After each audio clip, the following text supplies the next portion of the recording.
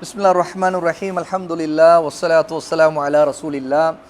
மாஷா அல்லாஹ், ஹிஃப்து படிக்கக்கூடிய, அல்லாஹுடைய கலாம் குர்ஆனை மனப்பாடம் செய்து அதை ரொம்ப விரும்பி நேசித்து ஓதுவதற்காக இருக்கக்கூடியவங்க தான் நீங்கள். இதெல்லாம் உண்மையா இல்லையா? குர்ஆன் ஓத தான் வந்திருக்கீங்க, மாஷா அல்லாஹ், மனப்பாடம் பண்ண வந்திருக்கீங்க. ரெண்டாவது, இங்கே இருக்க தங்கி ஓதுறதுக்கு விரும்பி இருக்கிறீங்க. விருப்பத்தோட விருப்பம் இல்லாமலா? மாஷா அல்லாஹ். எப்போ நமக்குள்ள ஒரு விருப்பம் ஒரு விஷயத்தை செய்யறதுக்கு வருதோ அப்போ நாம் அதை உண்மையில் நல்லா செய்ய முயற்சி செய்வோம். நமக்கு எதில் விருப்பம் இல்லையோ அதை நம்ம நல்லாவும் செய்யவும் மாட்டோம். யாராவது நம்மை கம்பல் பண்ணி ஒரு விஷயத்தை செய்யின்னு சொல்கிறது பெரும்பாலும் யாருக்கும் பிடிக்காது தானே, கம்பல் பண்ணுறது. ஆனால் நம்ம விரும்பினா யாரும் சொல்லவே தேவையில்லை, நம்ம செய்வோம். அப்போ அல்ஹம்துலில்லாஹ், அல்லாஹ்வுடைய குர்ஆனை ஓதுவதற்கு, அதை மனப்பாடம் செய்கிறதுக்கு நீங்கள் வந்திருக்கீங்கன்னா எனக்கு நான் நம்புகிறேன், மாஷா அல்லாஹ், யாரும் உங்கள் வீட்டில் கம்பல் பண்ணல. அப்படி தானே? கம்பல் பண்ணாங்களா? கம்பல் பண்ணல. உங்களுக்கு ஒரு ஆசை இருந்துச்சு, என்ன கரெக்டா? ஆசை. உங்கள் பேர் என்ன? அப்துல் முஹ்சின். உங்களுக்கு ஆசை இருந்துச்சா இல்லையா? மாஷா அல்லாஹ், பாரக்கல்லாஹு ஃபீக்கும். அல்லாஹ் உங்களை எல்லோருக்கும் பரக்கத் செய்யட்டும். அல்லாஹ் உங்களுடைய ஆசையிலும் பரக்கத் செய்யட்டும். உங்களுக்கு நல்ல ஆற்றல், பவர், எனர்ஜி அல்லாஹ் உங்களுக்கு கொடுக்கட்டும். நிறைய துவா செய்கிறேன். நாம் நம்முடைய லைஃப்பில் எந்த ஒரு அமலும் செய்யும்போது ரெண்டு விஷயம் முக்கியம். முதல் விஷயம் அல்லாஹ்வுக்காக அதை செய்கிறது. நாம் எப்போவெல்லாம் அல்லாஹ்வுக்காகவே ஒரு நல்ல காரியத்தை செய்கிறோமோ அப்போ அல்லாஹ்விடம் அதுக்கு ஃபுல்லாக கூலி கிடைக்கும். மாஷா அல்லாஹ், அதுக்கு இந்த உலகத்துலேயும் கூலி கிடைக்கும், மறுமையிலும் கூலி கிடைக்கும். அப்போ என்ன ஆகுன்னு கேட்டால், நம்முடைய லைஃப்பில் நமக்கு சில கஷ்டங்கள்லாம் இருக்கும் இல்லையா, அந்த கஷ்டத்துக்கு ஏற்ற மாதிரி கூலி அதிகமாக கிடைக்கும். ஒருத்தருக்கு ஒன்று லேசாக முடிஞ்சிருது, இன்னொருத்தர் கஷ்டப்பட்டு தான் அதை செய்ய வேண்டியதாக இருக்குது. ஆனால் ரெண்டு பேருமே அல்லாஹ்வுக்காக தான் அதை செய்கிறாங்க. இதில் யாருக்கு கூலி அதிகமாக கிடைக்கும்? கஷ்டப்படுறாரு பார்த்தீங்களா, அவருக்கு அல்லாஹ்ட்ட நிறைய கூலி கிடைக்கும். ஏன்னு கேட்டால், அவரும் அல்லாஹ்வுக்காகவே செய்தாலும் இவருக்கு சில கஷ்டங்கள் இருக்குது. இப்போது உங்களுக்கு வாய்ப்புன்னு இருக்குது, ஆனாலும் அந்த வாய்ப்புன்னு இருந்தும் கூட நீங்கள் ஓதுறீங்க. மாஷா அல்லாஹ், அதுக்கு மருந்து எடுத்துக்கணும் தெரியுது, மருந்து எடுத்துக்கிறீங்க, அதை கவனிச்சுக்கணும், உடம்பை கவனிக்கணும், எல்லாம் தெரியுது. அதே நேரத்தில் ஓதுறதை நீங்கள் விடலை. அப்படின்னு என்ன ஆகுது பாருங்கள், வாய்ப்புன்னு இல்லாமல் இருந்து ஒருத்தர் ஓதுறது கொஞ்சம் ஈஸியாக இருக்கும், இன்னொருத்தருக்கு வலிக்கவும் செய்யும், ஆனாலும் அவர் ஓதுறதுக்கு முயற்சி பண்ணுறாரு. இன்னொருத்தருக்கு வாயை திறக்கவும் முடியல, அப்படி எரியுதுன்னு வச்சுக்கோங்களேன். அவர் வாய் மூடி தான் இருந்தோம்னா மூடி தான் இருக்க வேண்டியதாக இருக்குது, அவருக்கு அவ்வளோ வாய் புண்ணு வலிக்குது. இப்படி அப்படி ஓதுறத பார்க்குறாரு, எழுத்துக்களை ஆயத்துக்களை பார்க்குறாரு, பார்த்துக்கிட்டே இப்படி ஓதுறாரு. அவருக்கும் அல்லாஹ்ட்ட நிறைய கூலி கிடைக்கும். ஏன்னா இவர் வாய்ப்புன்னு இல்லாதவர் போலையும் இல்லை, கொஞ்சம் லைட்டாக வாய்ப்புன்னு இருக்குது, அவரை போலையும் இல்லை, இவரால் வாயை திறக்க முடியல, ஆனாலும் இவர் ஓதுறார். மூணு பேருமே இஹ்லாஸாக அல்லாஹ்வுக்காகவே ஓதினாலும், குர்ஆனை விரும்பி நேசித்து அல்லாஹ்வுடைய வார்த்தைகளை நம்ம படிக்கணும், நம்ம நல்லா மனப்பாடம் பண்ணணும், நம்ம ஒரு ஹாஃபிஸ் ஆகணும், இதை கொண்டு அல்லாஹ்வோட நமக்கு நிறைய அந்தஸ்து உயர்வு, அல்லாஹ்வோட கூலி நிறைய கிடைக்கணும் அப்படின்ட்டு அல்லாஹ்வோட மட்டுமே அவர் எதிர்பார்க்குறாங்க, அவருக்கு நிறைய கூலி கிடைக்கும்.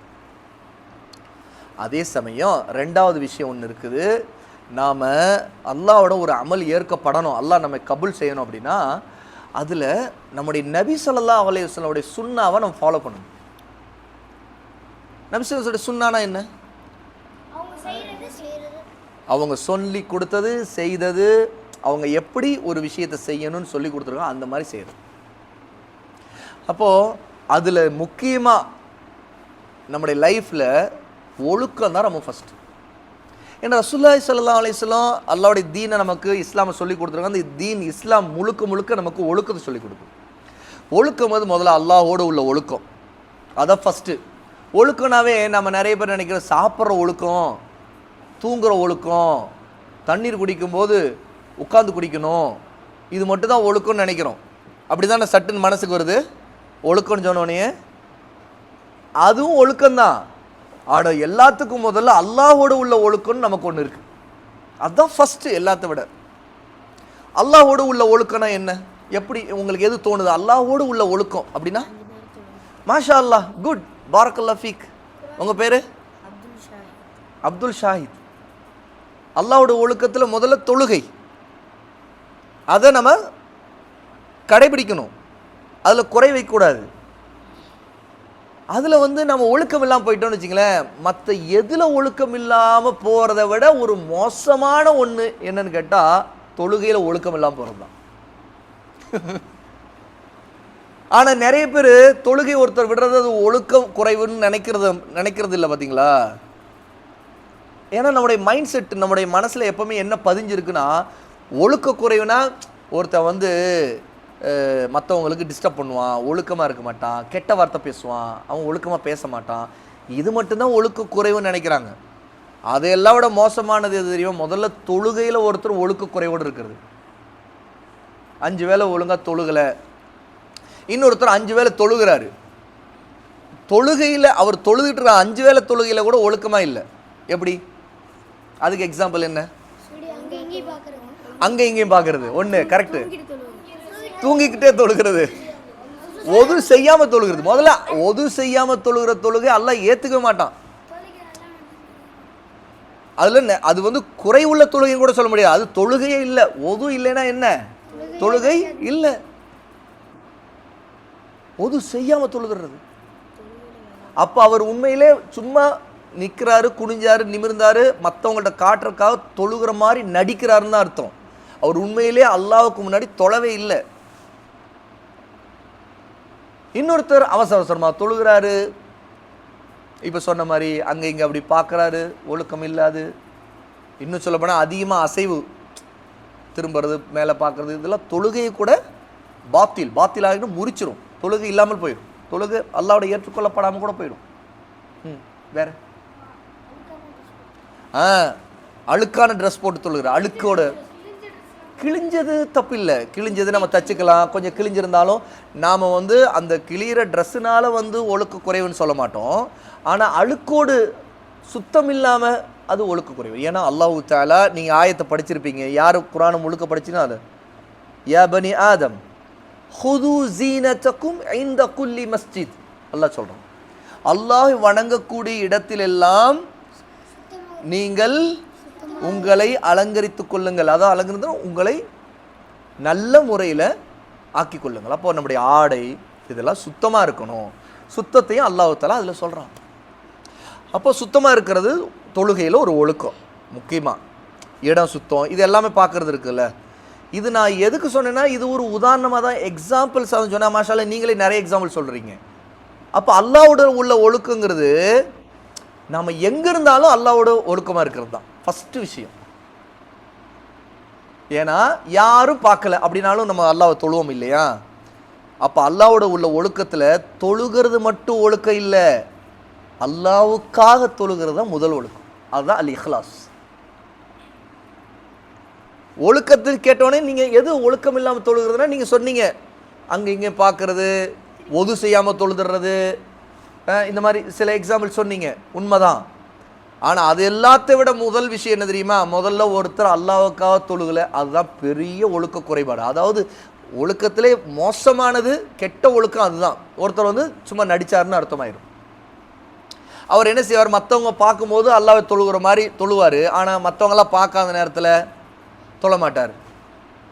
சில பிள்ளைங்க மாஷாஅல்லாஹ் நீங்களாம் அப்படி இருக்க மாட்டீங்க.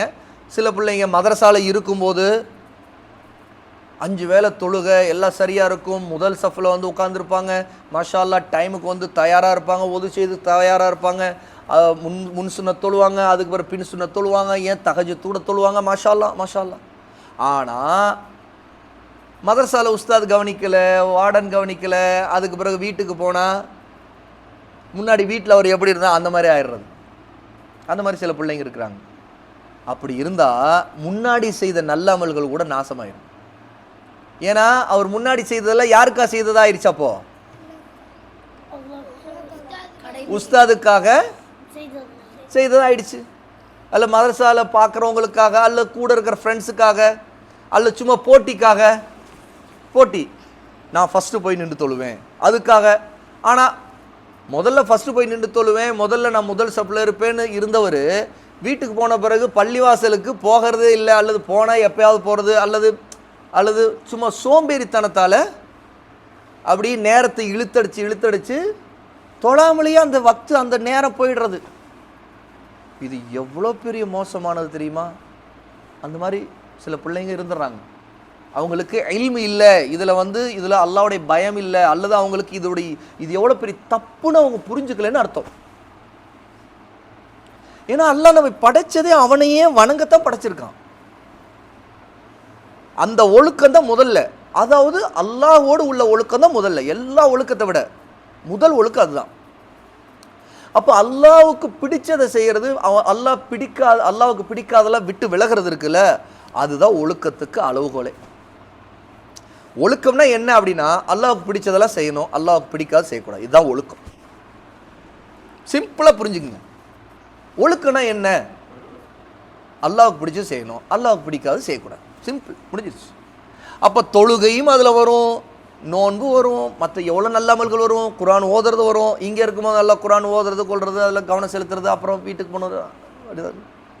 இங்கே இருக்கும்போது நல்லா இருந்துட்டு அங்கே வீட்டுக்கு போனோன்னு மொபைல் எடுக்கிறது, நோண்டுறது, வீடியோ கேம் விளையாடுறது, தேவையில்லாத பார்க்குறது,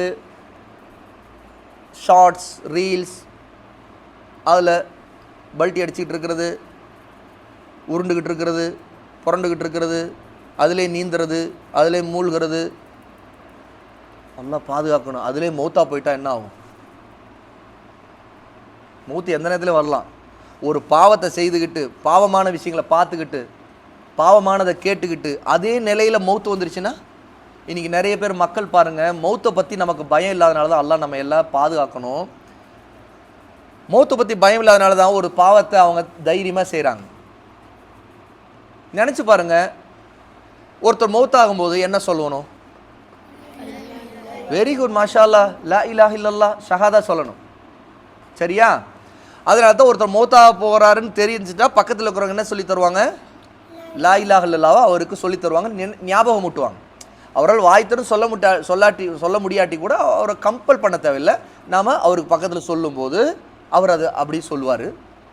அவர் வாய்த்தரும் சொல்ல தெரியாத ஊமையாக இருந்தால் கூட அவருக்கு அது கேட்டுச்சுனாலும் கேட்காவிட்டாலும் கூட நாம் அது சொல்லும்போது அல்லாஹ் நாடினா அவங்களுக்கு அல்லாஹ்வுடைய இபாதத், அல்லாஹ்விடம் போகிறோம், அவன் மட்டும்தான் இபாதத்துக்குரிய, அவனை தவிர எதையும் இபாத் செய்யக்கூடாது, ஷிர்க் பண்ணக்கூடாது அப்படிங்கிற அக்கீதா, அந்த கொள்கை, அந்த நம்பிக்கை, அது அவருக்கு வரணும். அதுதான் அந்த லா இலாஹ இல்லல்லாஹ்வை அவருக்கு சொல்லிக் கொடுக்குறது நோக்கம். அதை சொல்லிக் கொடுக்கும்போது ஞாபகப்படுத்தும் போது அவரும் சொல்லிடுவார். அந்த மரணம், அப்படிப்பட்ட நிலையில் ஒருத்தர் மரணிக்கிறான்னா அல்லாஹ் தஆலா அவருடைய பாவங்களை மன்னிப்பான். இந்த மாதிரி நிறைய விஷயம் இருக்குது இல்லையா? ஆனால் பாருங்கள், லா இலாஹ இல்லல்லாஹ் சொல்கிறது தான் எல்லா திக்ரை விட, எல்லா ஞாபகத்தை விட மிக உயர்ந்தது, மிகப்பெரியது லா இலாஹ இல்லல்லாஹ். திக்ரிலே சிறந்தது உயர்ந்தது எது? லா இலாஹ இல்லல்லாஹ். தெரியுமா? அதனால தான் எல்லா திக்ரை விட, அல்லாஹ்வை ஞாபகப்படுத்துறதுக்கான வார்த்தைகள் எல்லாம் எந்த வார்த்தையை விட ரொம்ப சிறந்த ஹை லெவலில் ஃபஸ்ட்டு இருக்கிறது லா இலாஹ இல்லல்லாஹ் தான். அதனால் ஈமானுடைய கிளைகளில் ஒரு மரம் இருக்குன்னா அதனுடைய பிரான்ச்சஸில் ஹை பெருசாக உயரத்தில் ரொம்ப உச்சியில் இருக்கிற பிரான்ச் அப்படின்னு ஒன்று பார்ப்போம் இல்லை, அந்த மாதிரி பிரான்ச் தான் ஈமானுடைய பிரான்ச்சஸில் ரொம்ப உயர்ந்தது லா இலாஹ இல்லல்லாஹ். ரசூலுல்லாஹ் சொன்னாங்க. ஆமாம், கேள்விப்பட்டிருக்கலாம் அந்த ஹதீஸ். ஈமானுக்கு 70க்கும் மேலே கிளைகள் உண்டு, பிரான்ச்சஸ் உண்டு. அதில் ரொம்ப உயர்ந்தது, ரொம்ப மேலே இருக்கிறது எதுன்னு கேட்டால் லா இலாஹ இல்லல்லாஹ். ரொம்ப கீழே இருக்கிற பிரான்ச் எது? யாருக்கு தெரியும்? நான் இன்ஷா அல்லாஹ் பரிசு தருவேன். இந்த ஹதீஸை யாராவது கேள்விப்பட்டிருக்கீங்களா? ரொம்ப கீழே இருக்கிற பிரான்ச், கடைசியாக இருக்கிற பிரான்ச். ரசூல் ஸல்லல்லாஹு அலைஹி வஸல்லம் என்ன தெரியுமா சொன்னாங்க? யார் சொல்றீங்க? இல்லை, வேற வேற மாஷா அல்லாஹ். நான் நீங்க சொல்றதுக்கெல்லாம் மாஷா அல்லாஹ் சொல்லலாம். நீங்க சொல்லிட்டு இருக்கிற ஆன்சர்லாம் மாஷா அல்லாஹ் தான்.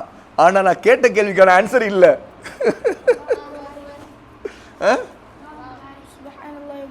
சுப்ஹானல்லாஹி வ பிஹம்திஹி திக்ருகள் சொல்றீங்க நீங்க. திக்ரு மாஷா அல்லாஹ், அல்ஹம்துலில்லாஹ், அஸ்தக்ஃபிருல்லாஹ், நோம்பு மாஷா அல்லாஹ். எல்லாமே நல்ல அமல்கள் தானே. அதனால நீங்கள் சொல்கிறது எல்லாத்துக்கும் நான் மாஷா அல்லா அல்ஹம்துலில்லாஹ் சொல்லிடுவேன். ஆனால் நான் கேட்ட கேள்விக்கான ஆன்சர் அது இல்லை. ஈமானுடைய கிளைகளில் கடைசியாக கீழே இருக்கக்கூடிய கிளை எது தெரியுமா? பாதையில் போகும்போது மக்களுக்கு இடையூறு தரக்கூடிய, தொல்லை தரக்கூடியதை அகற்றி போடுவது. ரோட்டில் போயிட்டுருக்குறோம், ஒரு கல் டிஸ்டர்பாக இருக்குது, மக்கள் தட்டி கீழே விழுந்துருவாங்க, அதில் ஒரு முள் இருக்குது தெரியாமல் மிதிச்சிருவாங்க, காலை குத்திடும் தெரியுது. நாம் என்ன செய்யலான்னு கேட்டால் அதை தள்ளி போடணும், அந்த கல்லை நகர்த்தி போடலாம். மக்களுக்கு இடையூறு இருக்கக்கூடாது, கஷ்டம் இருக்கக்கூடாது. இதுவும் ஈமானுடைய ஒரு கிளை, ஒரு பிரான்ச். அதாவது ஈமான் இருக்கிறனால தான் இதை நம்ம செய்கிறோமா? அல்லாஹ்வை நம்பிக்கை கொண்டு நம்ம ஈமான் கொண்டு இருக்கிற ஒரு முஸ்லீமுடைய வாழ்க்கையில் இந்த அமல் கூட ஈமானில் உள்ளது. ஈமானுக்கு அமல் உண்டு. நம்முடைய அமல் ஈமானில் உள்ளது தான். நம்முடைய அகீதா, நம்முடைய கொள்கை என்ன தெரியுமா? சுன்னாவை பின்பற்றக்கூடியவங்களுடைய கொள்கை, அஹ்லு சுன்னாவுடைய கொள்கை என்ன தெரியுமா? ஈமான் கூடும் குறையும். ஈமான் எப்படி கூடும்? நல்ல அமல்கள் செய்கிறதுனால கூடும். எப்படி குறையும்? பாவம் செய்தால் குறையும். ஈமான் குறைஞ்சிரும். அப்போ ஈமான் கூடணும்னா ஈமானுடைய பிரான்ச்சஸ் அதிகமாகிட்டு இருக்கணும். இப்போ திங்க் பண்ணுங்க, அப்படியே ஒரு பெரிய மரமாக நினச்சி பாருங்க, நிறைய கிளைகள் பரப்பி, நிறைய இலைகள், நிறைய மிக பிரம்மாண்டமாக அந்த மரம் இருக்குது அப்படின்னா அதில் ஃப்ரூட்ஸ் எவ்வளோ இருக்கும்? அதுலேயே ரொம்ப ஹை லெவலில் ரொம்ப ஹையாக ஒரு பிரான்ச் இருக்குதுன்னா அந்த பிரான்ச் தான் லா இலாஹ இல்லல்லாஹ். உண்மையில் ஃபஸ்ட் டைம் அந்த மரம் வளர்க்க ஆரம்பிக்கிற ஒரு செடியாக இருக்கும்போது முதல்ல அப்படியே வளர்ந்து வளர்ந்து வந்து ஹைக் போயிருக்கும்ல அது. அப்போ அது ஸ்ட்ராங்காக இருக்குன்னா, ரொம்ப ஸ்ட்ராங்காக தான் அந்த பிரான்ச் ரொம்ப உயரத்தில் இருக்குது. உண்மையா இல்லையா? அப்போ அந்த பிரான்ச் அவ்வளோ உயரத்துக்கு போனது காரணம் இந்த மரம் அவ்வளோ வலுவாக ஸ்ட்ராங்காக வளர்ந்துருக்குது. அப்போ அதுக்கு கீழே தான் மற்ற எல்லாமே.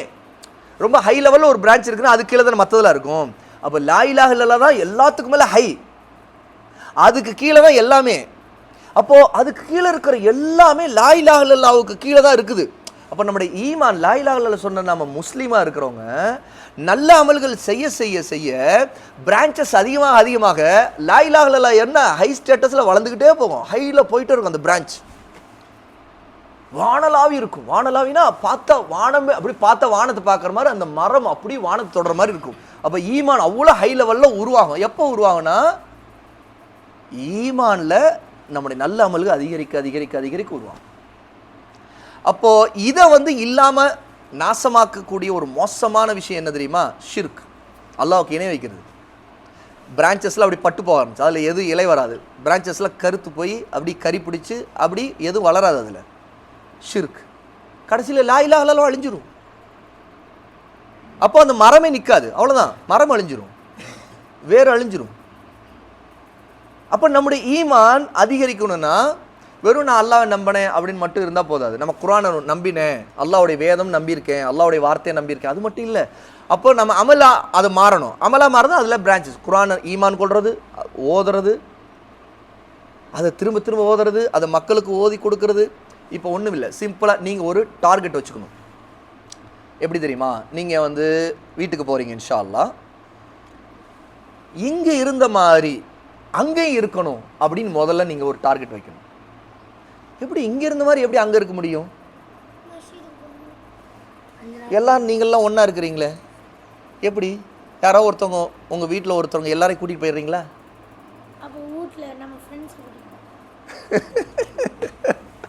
நம்ம ஃப்ரெண்ட்ஸை கூட்டிகிட்டு போகணும். அப்புறம் உங்கள் வீட்டில் உங்கள் அம்மா அவங்க எல்லாம் எத்தனை பேருக்கு சாப்பாடு போட்டு எப்படி மேனேஜ் பண்ணுறது அப்படின்னு சொல்லிட்டு அப்படின்னா அப்புறம் யோசிப்பாங்க, பெருசாக நாமளே மதரசா நம்ம வீட்டிலே நடத்திடலாமே, பையன் போனார் எல்லா பிள்ளைங்களும் இங்கே வந்துருச்சுங்க அப்படின்னு நினைப்பாங்க. எப்படி இங்கே இருந்த மாதிரி வீட்டில் இருக்கிறது?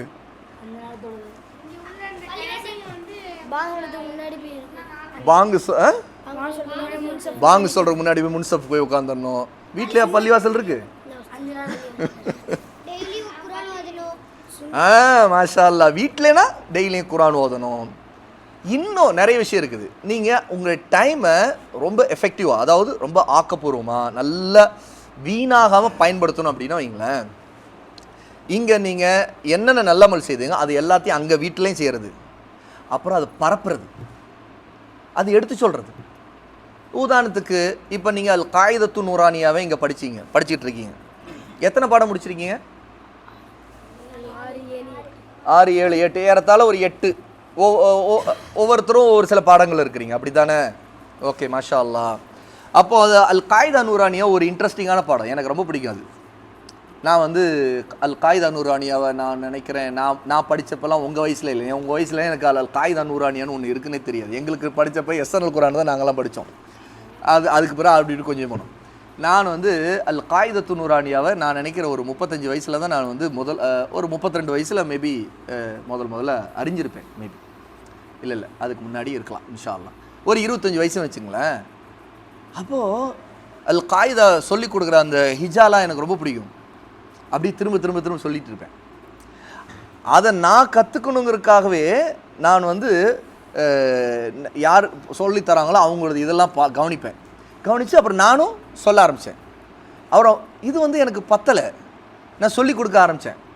இப்போ உதாரணத்துக்கு உங்களே மாதிரி சின்ன பசங்க எனக்கு பிள்ளைங்க இருந்தாங்க, அவங்களுக்கு சொல்லி கொடுத்தேன், உங்களுக்கு நான் சொல்லித்தரேன் அப்படின்னு சொல்லி. அப்போது என்னடா இன்ட்ரெஸ்டிங்காக இருந்துச்சு, really it is very interesting. அப்போது அப்படியே சும்மா நடக்கும்போது அப்படியே சொல்கிறது அபத அப்படின்னு சொன்னால் அம்சா ஃபத்தா பா ஃபத்தா பா இப்படி சொல்லிகிட்டு இருக்கிறது. இந்த மாதிரி நீங்கள் இன்ட்ரெஸ்டிங்காக உங்களுடைய வீட்டில் கூட என்ன செய்யலாம், காயிதாவை நீங்கள் படித்த அளவுக்கு சொல்லிக் கொடுக்கலாம்.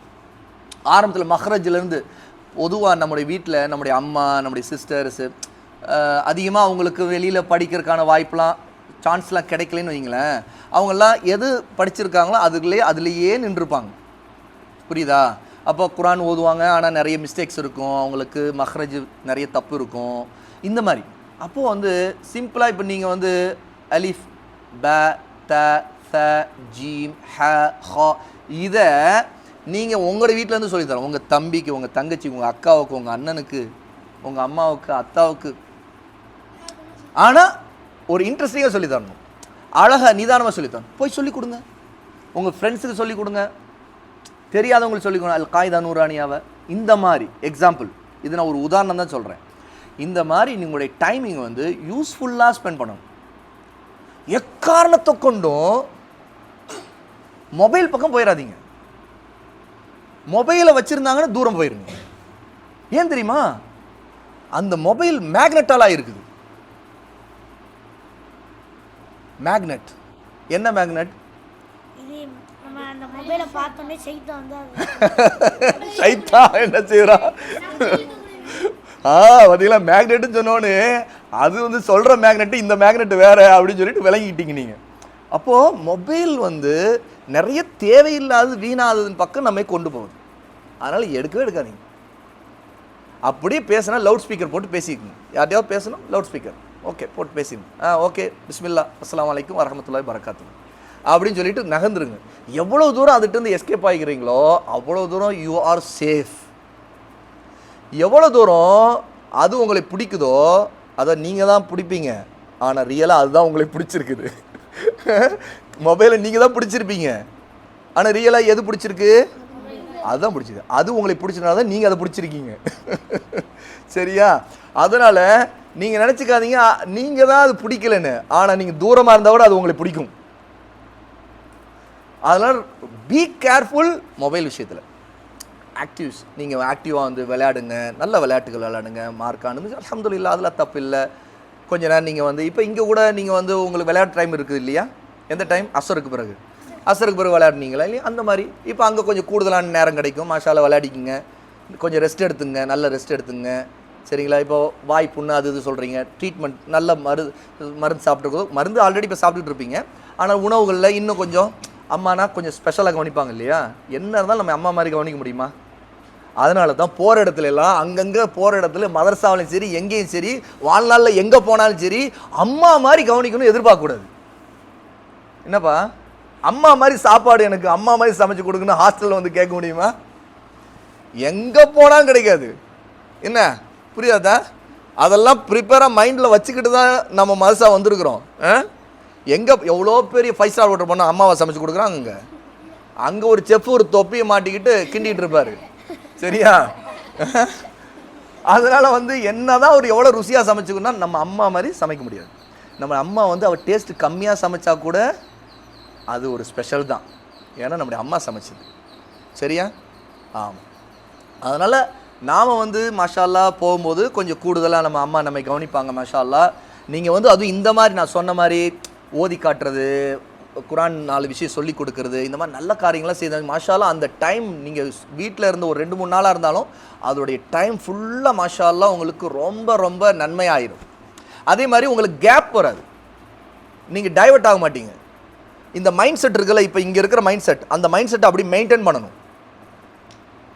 இங்கேருந்து கிளம்போதே அவுத்து விட்டாச்சு அப்படின்னு சொல்லிட்டு உடனே எங்கே பின்னாடி எங்கே காணும் இருக்குது எது வாள் வாள் அப்படி இப்போ பாரு அப்படின்னு சொல்லிட்டு உடனே வாளை வந்து காட்ட ஆரம்பிச்சிருக்காரு.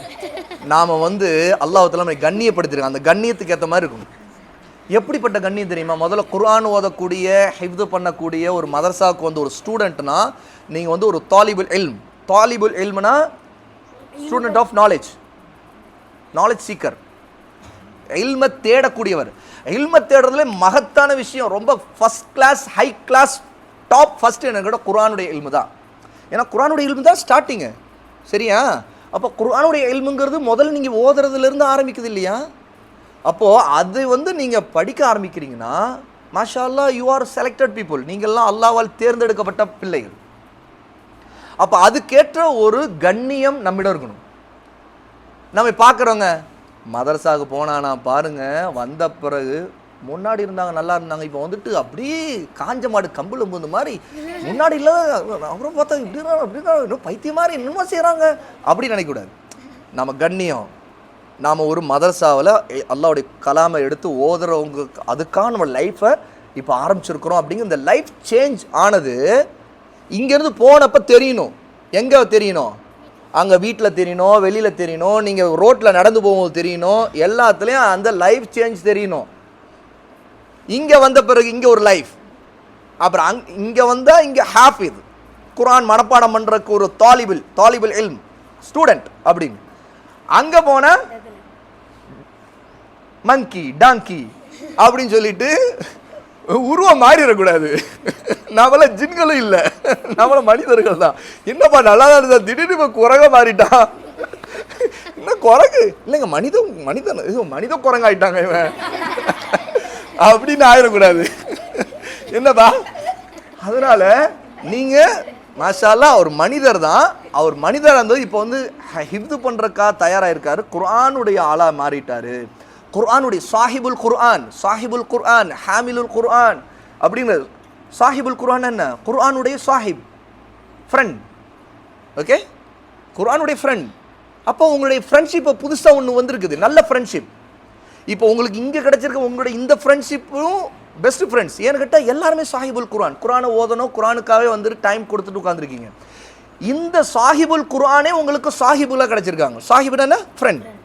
அப்போது இந்த ஃப்ரெண்ட்ஸ் வட்டங்கிறது உங்களுக்கு இது வரைக்கும் இருந்த ஃப்ரெண்ட்ஸ் வட்டத்தோட தே ஆர் தி பெஸ்ட் இன்ஷா அல்லாஹ். ஏன் தெரியுமா?